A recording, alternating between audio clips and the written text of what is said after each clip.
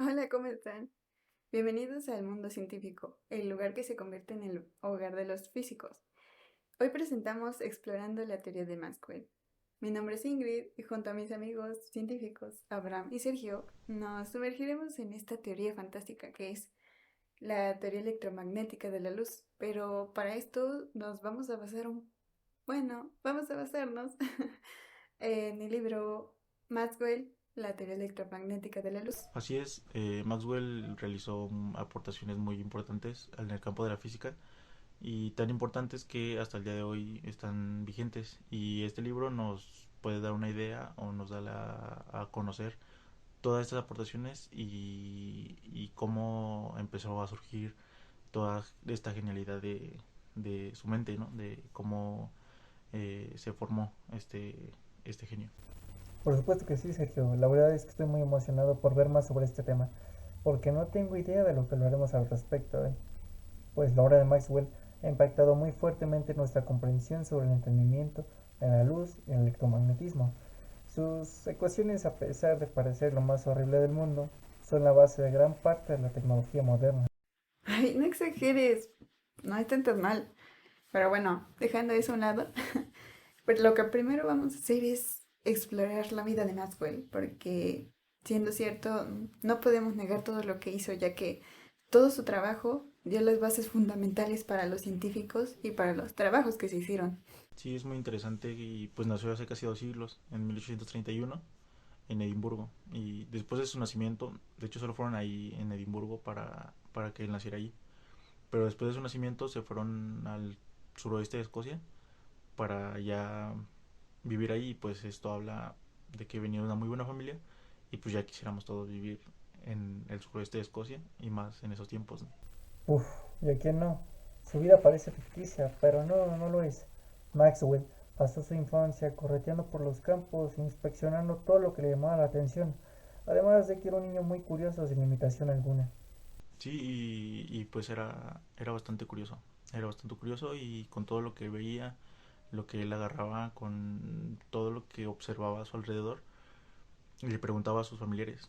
Tanto así de que sus familiares calificaban como humillante el hecho de que muchas veces no podían contestar a lo que él les preguntaba.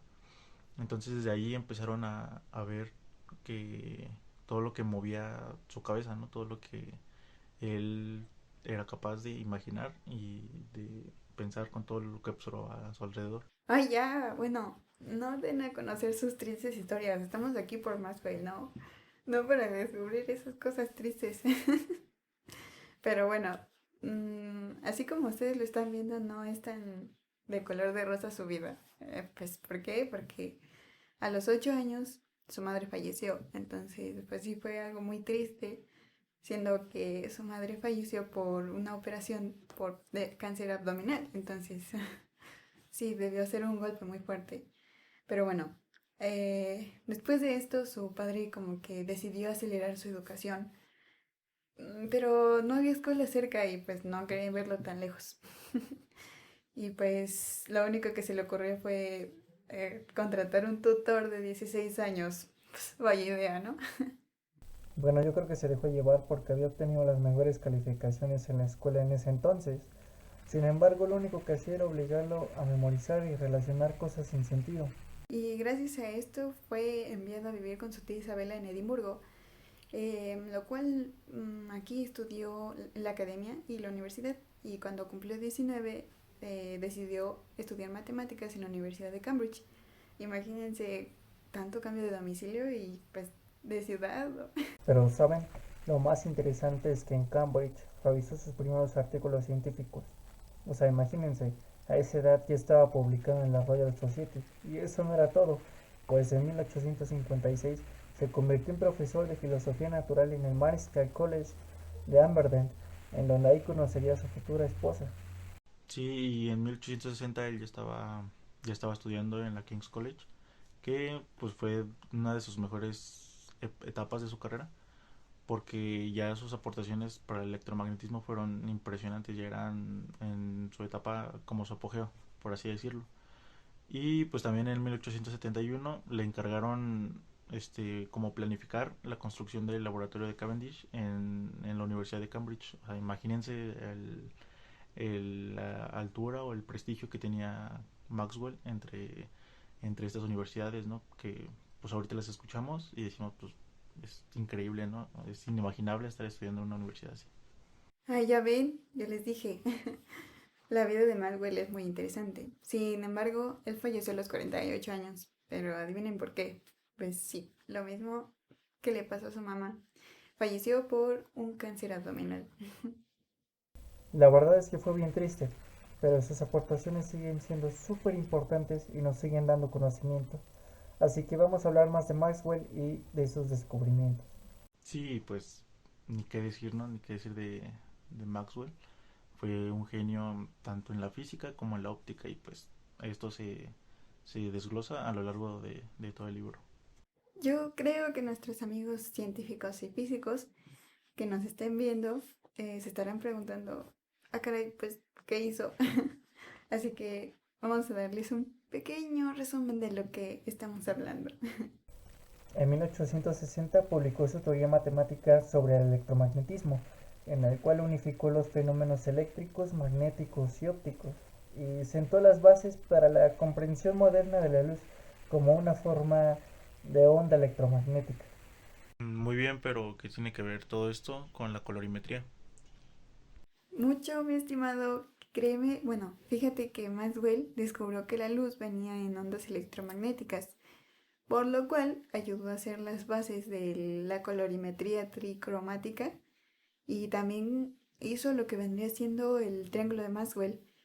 Y bueno, este sí presentó ciertas limitaciones, pero constituyó una gran ayuda para el estudio del color. Mm, ¿Y qué más hizo? Ok. Más de lo que crees, Maxwell fue el primero en crear un filtro a color y la primera fotografía a color. Su proceso tricromático sentó las bases para la fotografía moderna a color. Pues sí, es increíble todo lo que hizo y creo que es de los mejores genios, o al menos para mí, de los más destacados de la historia. Exactamente. Y por eso, bueno, gracias a esto podemos estudiar más a fondo lo que es la luz y el color. Y pues muy interesante, pero también podemos hablar de otros temas. ¿Como cuáles? Es muy interesante todo lo que aportó Maxwell a la física, pero pues también no está de más mencionar que él demostró que los anillos de Saturno o el anillo de Saturno no era lo que muchos creen o muchos creemos todavía, que pues él ya con su demostración ya nos abre el panorama a saber qué es realmente o qué son realmente los anillos de Saturno. Es cierto. Y resulta que en esta época imaginaban como que el anillo de Saturno era como un cuerpo rígido flotando alrededor de él, pero así como una dona. Pero Maxwell creía que era un montón de partículas que formaban el anillo, que eran como satélites. Eso era como más razonable. Ah, es cierto. Y resulta que en los 80 las sondas Voyager lograron fotografiar Saturno y sus anillos y confirmaron que Maxwell tenía razón todo el tiempo. Sí, por eso es considerado un genio y pues en gran parte gracias a él sabemos hoy en día que los anillos de Saturno están conformados por grandes y pequeños satélites. Entonces pues es increíble todo lo que nos ha aportado. Claro que sí. De hecho, se me hace muy impresionante cómo las ideas de Maxwell, a pesar de que en sus tiempos pues no eran muy comprobables y pues ahora sí que casi nadie le creía, pues terminaron siendo ciertas. ¿A poco ustedes no creen que la ciencia es muy genial? Y pues sí, totalmente. Yo creo que la ciencia nunca nos va a dejar de sorprender, nunca nos termina de sorprender y es impresionante todo lo que nos va enseñando día con día. Y eso lo podemos ver en la escuela. O sea, día con día algo nuevo que vemos en clases nunca nos deja de sorprender. Bueno, y cambiando de tema, hablemos de otro caso, pues tras las aportaciones de Prescott Joule, Van Helmont, Joseph Thomson y Thomas Young en los conceptos de energía, calor, trabajo y entropía, se fundaron las leyes de la termodinámica, que fueron el hincapié para encontrarle un sentido a todos los fenómenos que sufren un cambio en el estado de un sistema. Sí, y de hecho, basándose en esto, Maxwell reprodujo las leyes de la termodinámica para estudiar un poco el comportamiento de los gases. Sin embargo, estas leyes ya habían sido pues trabajadas por otro científico llamado Watterson, cual fue, bueno, fue muy desafortunado porque rechazaron todo su trabajo, ya que pues no era muy fácil de entender y pues sí tenía como cosas complejas. Sí, pues Waterston decía que el equilibrio en presiones y temperaturas entre dos gases tiene lugar cuando la cantidad de átomos en de unidad de volumen son iguales y cuando la energía cinética de cada átomo es la misma. Entonces, pues si en ese entonces me imagino que era difícil de entender, si tan solo hoy en día no cualquiera lo entiende, no cualquiera lo comprende, pues más en ese entonces. Entonces sí es entendible o comprensible que hayan sido rechazadas por la complejidad de, sus, de sus explicaciones, ¿no? Ay, no, imagínense ya no estar vivo y que sea reconocido después de tu muerte por haber abierto las puertas de un nuevo descubrimiento. Sí, pues sí, me imagino que ha de ser feo que todo su esfuerzo no se le haya reconocido mientras estuviera vivo, pero pues ni modo. Y bueno, hablemos de, bueno, siguiendo hablando de Maxwell y de lo que hizo, hablemos de cuando reprodujo el resultado de Watterson. En este caso hizo, bueno, sacó uno de los resultados más importantes para la recién nacida teoría cinética de los gases. Para no revolverse sobre lo que es la energía cinética de las partículas y cómo se comportan con la temperatura, es como si comparáramos dos gases a diferentes temperaturas. El gas más caliente es el que presenta un mayor movimiento en sus moléculas, tiene mayor energía cinética, y un gas frío es en el que sus moléculas se mueven, pero no a una gran velocidad. Si quisiéramos que el gas frío adquiriera un mayor movimiento en sus partículas, se le tendría que aplicar calor, lo que lo convertiría en un gas caliente. Sí, y por eso dicen que las ecuaciones de Maxwell han tenido mayor impacto en la historia, en toda la historia, que 10 presidentes. Pues es algo chistoso, pero quizá verdad, quizá no, no nunca sabe. Jaja, qué gracioso, mejor tú. Bueno, ya fuera de los temas de política, antes de profundizar en el tema, hay que hacer ciertas menciones que ayudaron a realizar su trabajo, empezando por la invención de la primera pila eléctrica, la batería de Volta, que no era más que un descomponedor de sustancias para obtener reacciones químicas que producían electricidad, y estas producían más reacciones químicas. La batería de Volta estaba compuesta por dos células de metales diferentes, como plata y zinc, separados por discos de cartón que estaban humedecidos con agua salada y conectadas en serie. Y bueno, en 1820 los experimentos de Hans Christian con una aguja y un hilo alimentado por corriente eléctrica podía comprobar que si se ponían perpendicularmente la corriente eléctrica podía desviar la aguja. Y bueno, en base a esto entran Ampere y Faraday y estos concluyeron que la corriente eléctrica funcionaba como un imán, lo cual es cierto, puesto que en la actualidad, por ejemplo, las grúas funcionan con un electroimán que es alimentado por corriente eléctrica, lo cual pues demuestra este experimento. Pero para los que nos han de estar escuchando, creo que se han de preguntar quién es ese tal Ampere y Faraday. A ver chicos, ¿saben quién es ese tal Faraday y saben quién es ese tal Ampere? Claro, pues Ampere fue el primero en demostrar que dos conductores por los que circula una corriente en el mismo sentido se van a atraer. En cambio, si se les cambia el sentido a la corriente, se van a repeler. Entonces, otro aspecto por el que se le conoce Ampere es porque lleva la intensidad eléctrica, su unidad de medida lleva su nombre, Ampere. Y Faraday fue quien descubrió la inducción electromagnética y la inducción de corriente eléctrica por otra. En este caso, él impulsó al descubrimiento de los motores y también como se dedicó mucho a estudiar la electroquímica y la naturaleza de la electricidad, descubrió finalmente que la electricidad o si la corriente eléctrica no era una sustancia. Ah, sabe que sí hemos estudiado física, ¿eh? Por algo estamos en el hogar de los físicos. Bueno, Maxwell lo que hizo fue desarrollar una explicación con matemáticas de una cosa de física que solo se explicaba pues básicamente con palabras, como las leyes de la inducción y de los campos de fuerza de Michael Faraday. Así que Maxwell lo que hizo fue juntar la electricidad con el electromagnetismo, ya que él pensaba que el ambiente, o por así decirlo, estaba lleno de una sustancia electromagnética invisible. Él lo imaginaba más o menos como un panel de abejas. Las celdas escurrían pues básicamente todo el material electromagnético. Entonces eso está muy loco, ¿no? Sí, exactamente. Maxwell unificó las fuerzas eléctricas y magnéticas y donde también comprobó su relación con la velocidad de la luz. Y pues todo esto da como resultado que la constante eléctrica dividida entre la constante magnética es igual a la velocidad de la luz.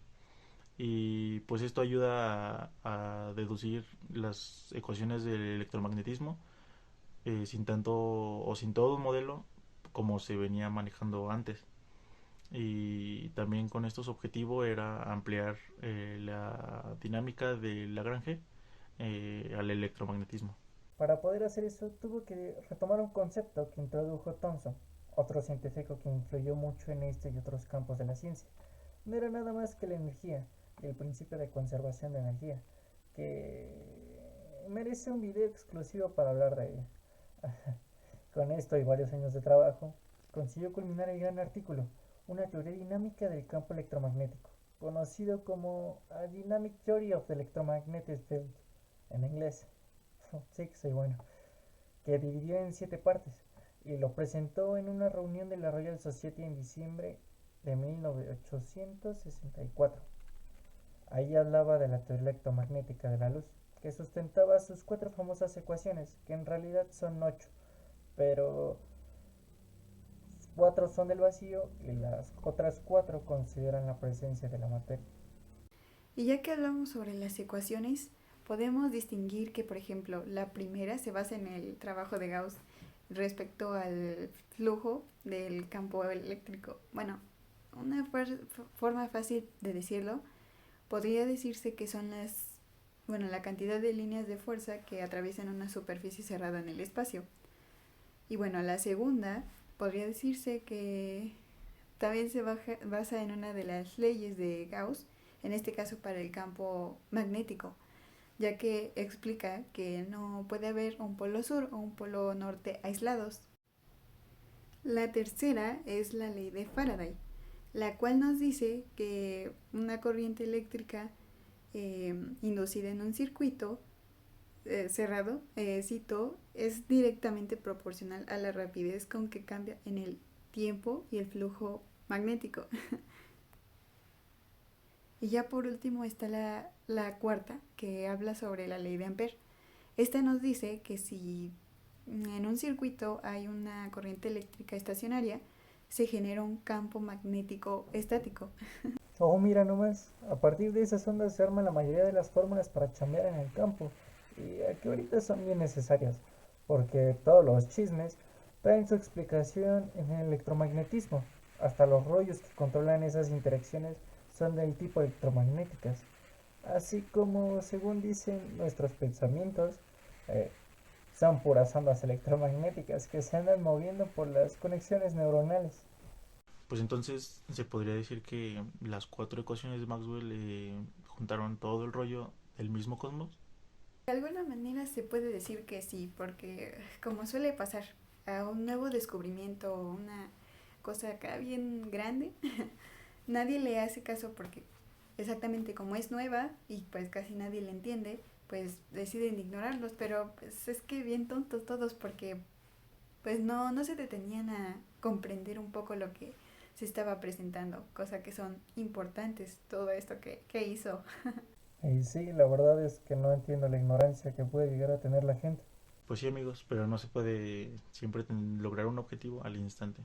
Y por eso vimos que Maxwell, a pesar de sus dificultades, logró increíbles cosas a pesar de su corta edad. y por eso es que necesitamos tenerlo como ejemplo o ponerlo nosotros como un ejemplo para nuestra vida científica y universitaria.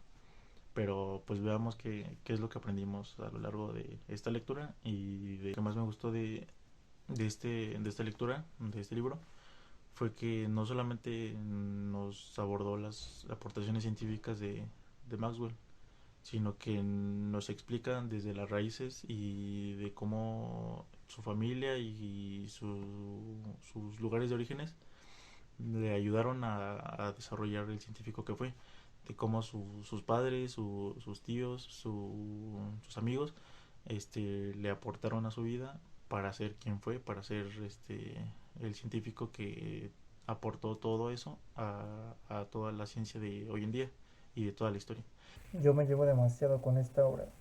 Es apasionante como un solo hombre en menos de medio siglo consiguió dejar una huella tan grande en el mundo científico, sembrando un legado a sus espaldas que aún permanece imbatible hasta el día de hoy.